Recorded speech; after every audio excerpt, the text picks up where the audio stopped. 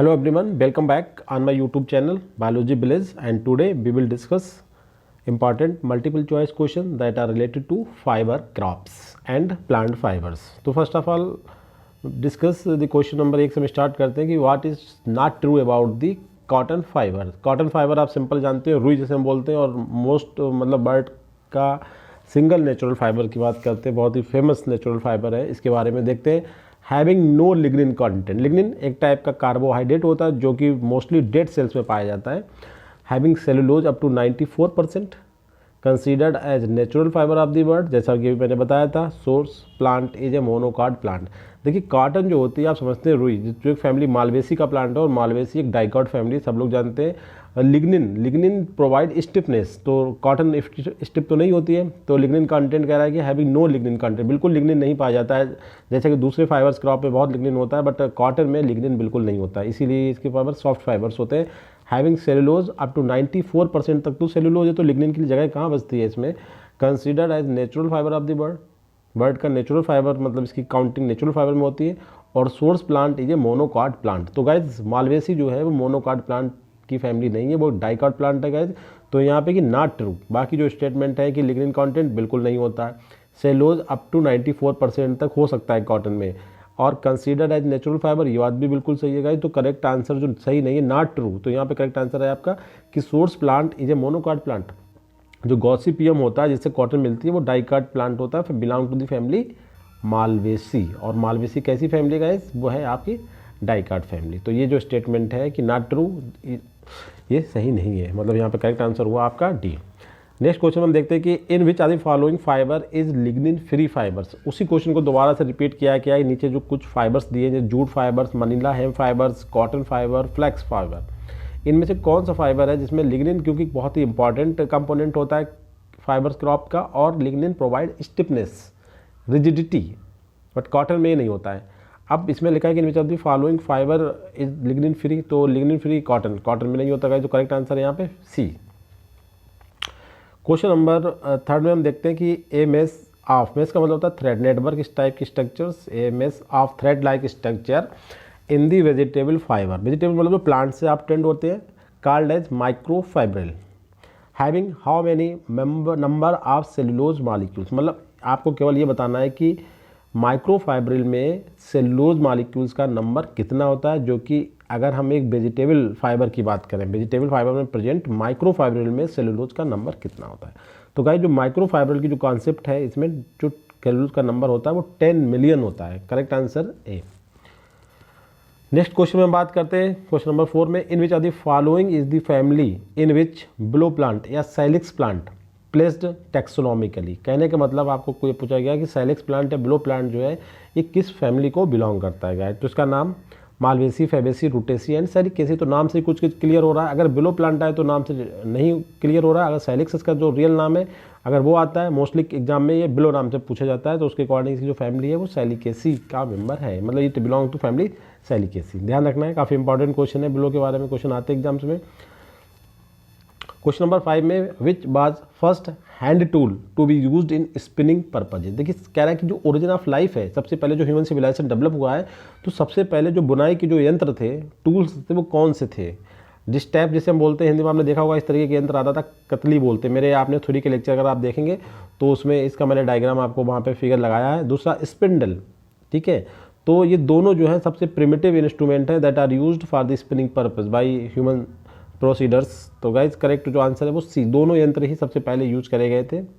Hand tool है, हाथ के थ्रू इनसे कपड़ा की बुनाई की जाती थी। नेक्स्ट क्वेश्चन 6 में पूछा गया, the art of spinning and weaving. जो बुनाई और सिलाई का, बुनाई और जो धागों का काम होता था, स्पिनिंग का, बुनाई का और कढ़ाई का, वो किस मतलब एज में इसका जो फाउंडेशन मतलब फाउंडेड हुआ था। Historic age, modern age, middle age and stone age. Guys दो बातें ध्यान रखना है यहाँ पे, जो स्पिनिंग आर्ट जो मतलब स्टार्ट हुआ था, art of spinning and weaving, वो आपका स्टोन एज में स्टार्ट हुआ था। और नेक्स्ट क्वेश्चन भी इसी से मिलता हुआ है, थोड़ा डेवलपमेंट हो गया यहाँ पे, कि invention of the familiar spinning wheel. Spinning wheel का जो ओरिजिन हुई है invention, during which age period of the geological time scale के किस पीरियड से उसका माना जाता है कि उसका इन्वेंशन कब हुआ था स्पिनिंग व्हील का। तो गाइज ये हुआ था आपका मिडिल एज में। आपको ध्यान रखना है, बहुत ही इंपॉर्टेंट। अगर पूरा आर्ट डेवलप हुआ था वो स्टोन एज में, और स्पिनिंग व्हील का मतलब थोड़ा डेवलपमेंट हो गया तो ये हुआ मिडिल एज में।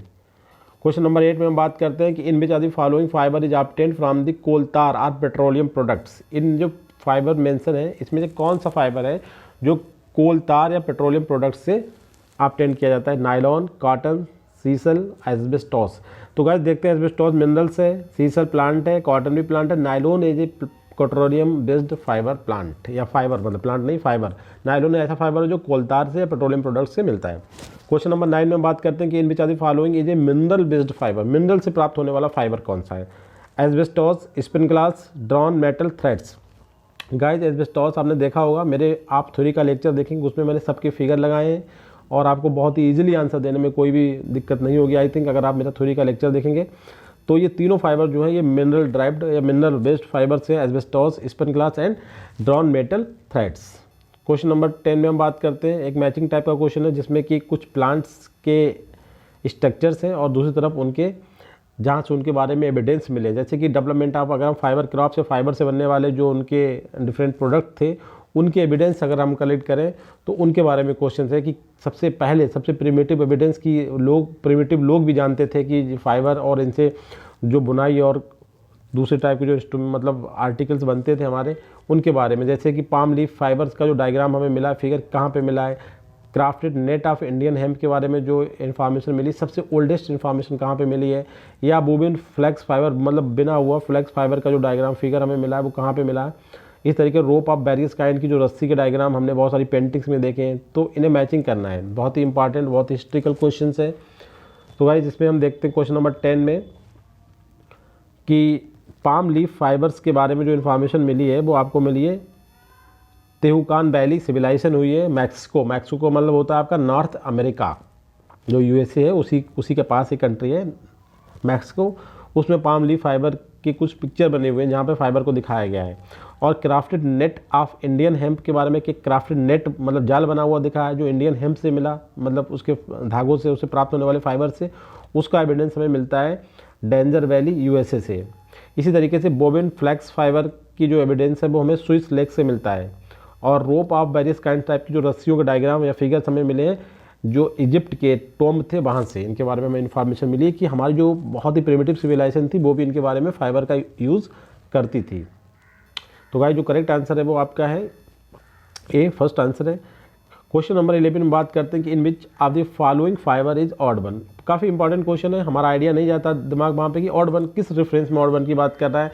तो जो ऑप्शन है उनसे हम अगर नज़र डालें तो बहुत ईजिली क्लियर हो जाएगा, जैसे wool, silk, hairs and cotton.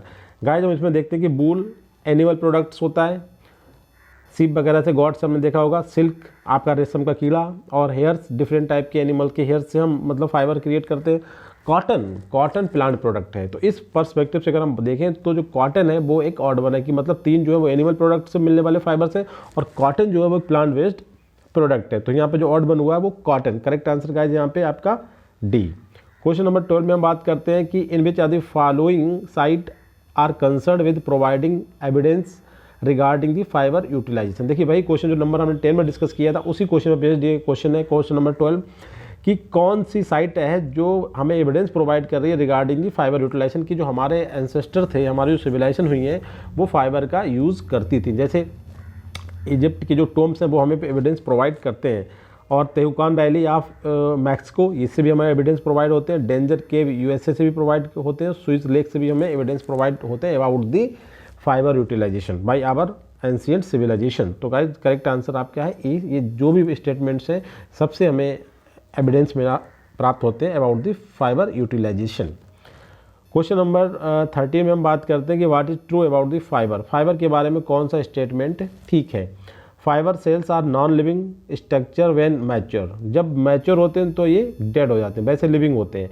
And serve purely as mechanical function, और तब ये जब डेड हो जाते हैं तो इनका फंक्शन प्योरली क्या होता है? Mechanical strength to the plant, that is they impart strength and rigidity to the plant body. इसके बाद fibres are invariably quite thick while having a corresponding small lumen. इनकी जो बाल होती है वो थिक होती है, काफ़ी थिक, और इनकी जो ल्यूमेन होती है वो बहुत ज़्यादा नैरो हो जाती है, क्योंकि बाल जब थिक हो जाती है तो जो ल्यूमेन बचेगी वो अल्टीमेटली बहुत ही सक्रिय हो जाएगी। ठीक है।